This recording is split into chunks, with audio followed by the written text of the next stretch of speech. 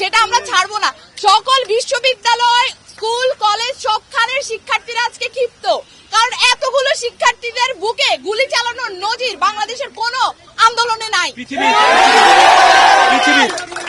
266-র বেশি মানুষ মারা গিয়েছে, যেটা ডকুমেন্টেড, কিন্তু বাংলাদেশ সরকার প্রকাশ করেছে যে এখানে 150 জনের মতো মারা গিয়েছে। তারা সঠিক তারা মৃত্যুর যে সঠিক সংখ্যা সেটাও তারা প্রকাশ করেনি। এটা কোনো সংখ্যা না, এক একটা প্রাণ মানে এক একটা প্রাণ, যেটা মূল্যহীন, যেটার কোনো মূল্য হয় না। আমি সেই অর্থে বলতে চাইছি যেটা অমূল্য, যেটার কোনো মূল্য হয় না। তারা যেইভাবে আমাদের শিক্ষার্থীদের উপরে গুলি চালানোর পাখির মতো গুলি করেছে, গুলি চালিয়ে তারপরে আমরা দেখলাম কি সেই প্রধানমন্ত্রী যাদের তরফ থেকে আমাদের শিক্ষার্থীদের বুকে গুলি চালানোর নির্দেশ দেওয়া হয়েছে, তারা এসে আমাদের যে শিক্ষার্থীদের যারা মারা গিয়েছে তাদের স্বজনদেরকে বুকে আগলিয়ে তারা হচ্ছে কান্নাকাটি করছেন, মায়া কান্না দেখাচ্ছেন, কান্না দেখাচ্ছেন। এবং আমরা আরো কি দেখেছি, আমরা আরো এটাও দেখেছি, ছাত্রলীগের যেসব সন্ত্রাসী বাহিনী, যেসব মেয়েরা আমাদের ছাত্রীদের উপরে হামলা করেছে, তাদেরকেও তিনি বুকে টেনে নিয়েছেন।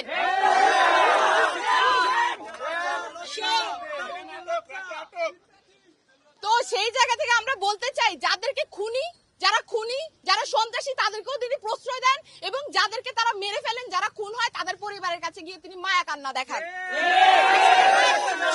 তাকে অবিলম্বে আমাদের শিক্ষার্থী সমাজের কাছে ক্ষমা চাইতে হবে, দোষ স্বীকার করে নিয়ে ক্ষমা চাইতে হবে। এবং সেই জায়গা থেকে আমরা বলবো, আমাদের যে 9 দফা দাবি রয়েছে সেটা চালিয়ে যাবার জন্য আমাদের যে সর্বাত্মক শিক্ষার্থী সমাজ রয়েছে তারা সবাই আমাদের পাশে থাকবে এবং লোক থেকে লোকান্তরে এই আন্দোলনের যেই মোটিভ সেটা ছড়িয়ে গেছে, এই যে আগুন আন্দোলনের, এই শিক্ষার্থীদের বুকে যে বারুদ জ্বলছে, যে আগুন রয়েছে, সেটা লোক থেকে লোকান্তরে বাংলাদেশের আজকে ছড়িয়ে গেছে এবং সামনের সময়ও আমরা সেটা কন্টিনিউ করব। ছাত্র সমাজের শক্তি সবাইকে টের পেয়েছে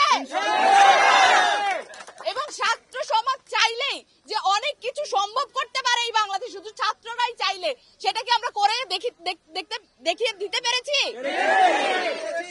ভাতের হোটেলের যে মালিক, তাকে কি করা হয়েছে, যে ম্যানেজার, তাকে কি করা হয়েছে,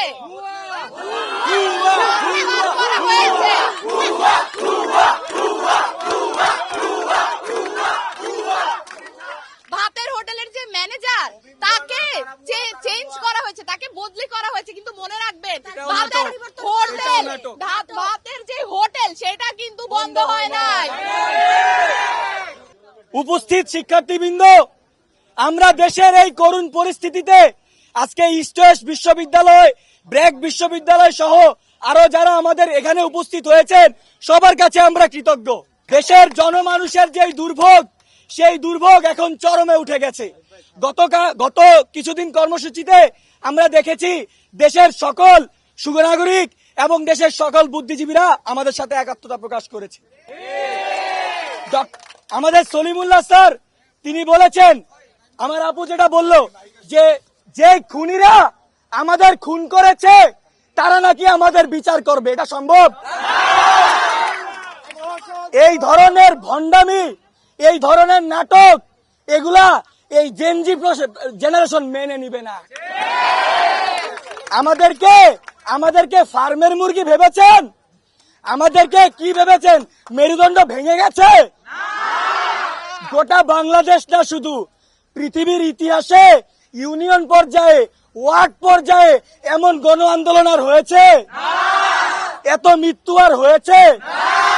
ভাষা আন্দোলন, গণ অভ্যুত্থান, কোথাও কি 6 দফা এই 200-250 মানুষ মরেছে? তার মানে কি এই প্রশাসনের বর্বরতা তাদেরকেও ছাড়িয়ে গিয়েছে? আজকের এই ইন্টারনেটের যুগে আপনারা চাইলেও আর কিছু চাপিয়ে রাখতে পারবেন না।